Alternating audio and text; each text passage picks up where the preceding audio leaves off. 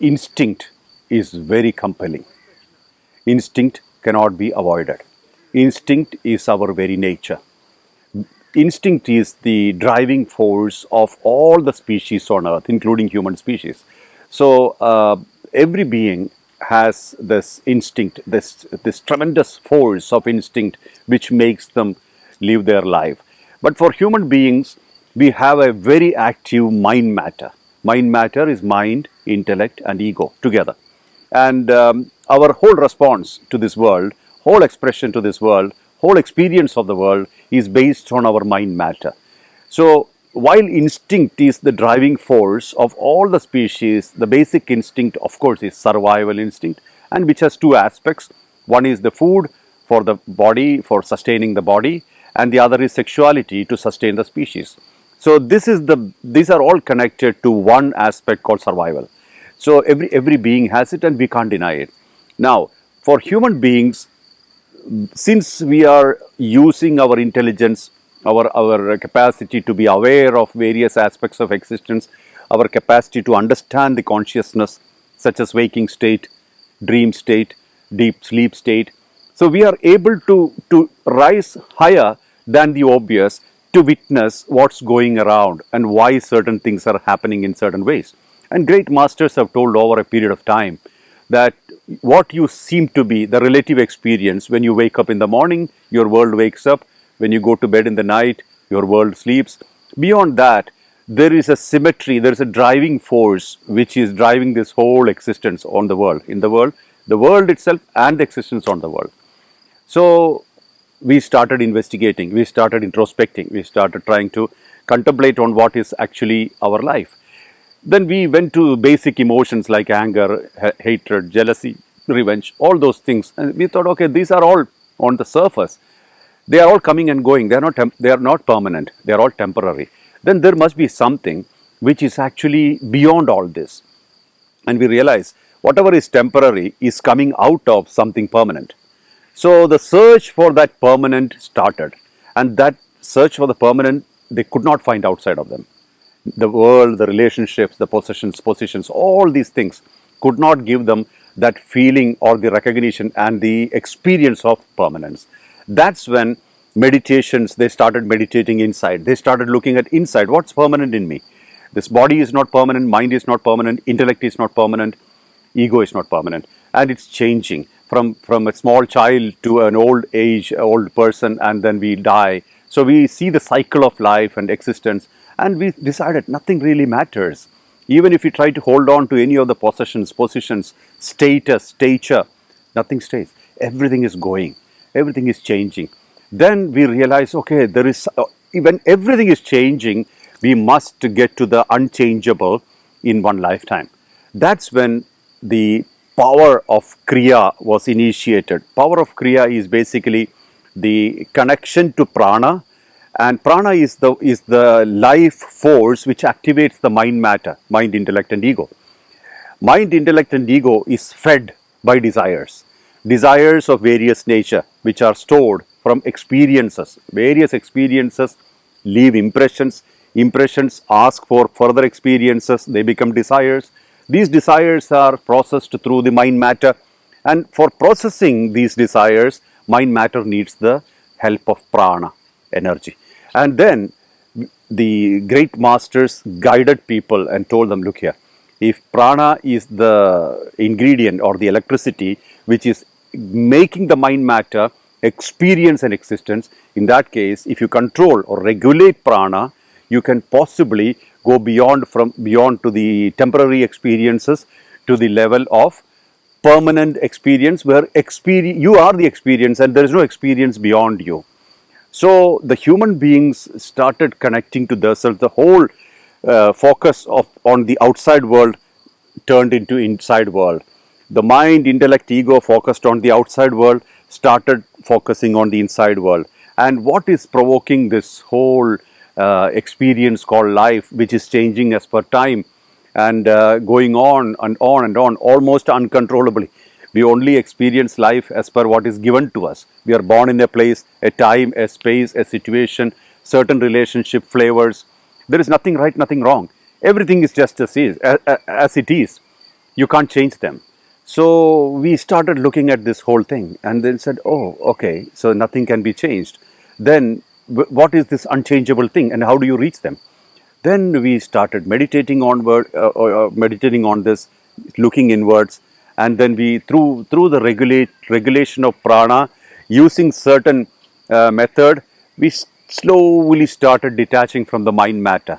Mind matter do exist as a powerful tool, powerful equipment of perception, but at the same time, when you regulate prana in a particular order, especially on a vertical plane, when the vertical breathing is happening and you're aligning your system to a vertical state, then time stands still because past, present, and future loses its importance. Every experience is connected to past, present, and future. There is a reason for every experience happen, then in the future the memory of the experience sustains it.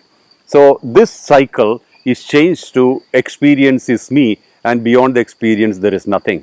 So in that state you are extremely stable, well grounded, no anger, no hatred, no jealousy, no emotions, everything comes and goes but it's not affecting you.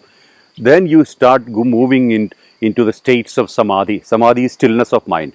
When the thoughts are not affecting us over a period of time, when thoughts just leave us alone or thoughts do not even come into the mind matter, then we experience freedom.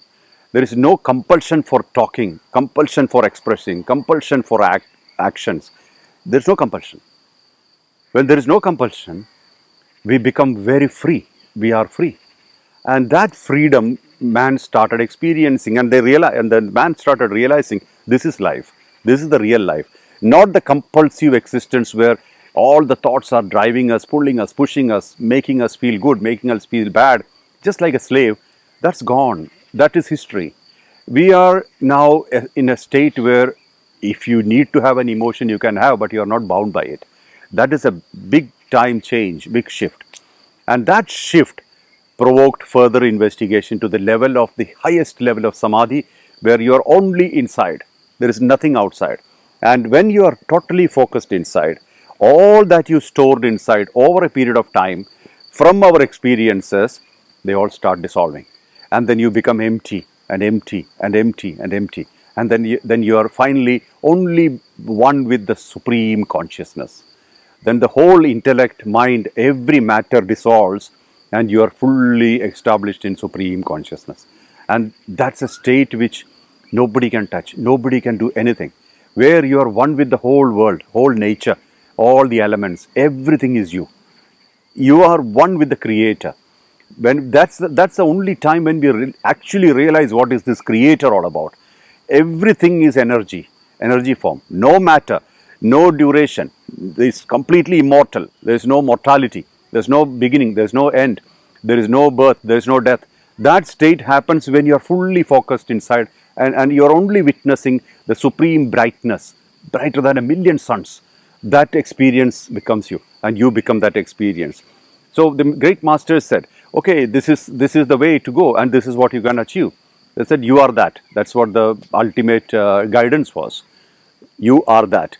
Whatever you wanted in this lifetime, it's you.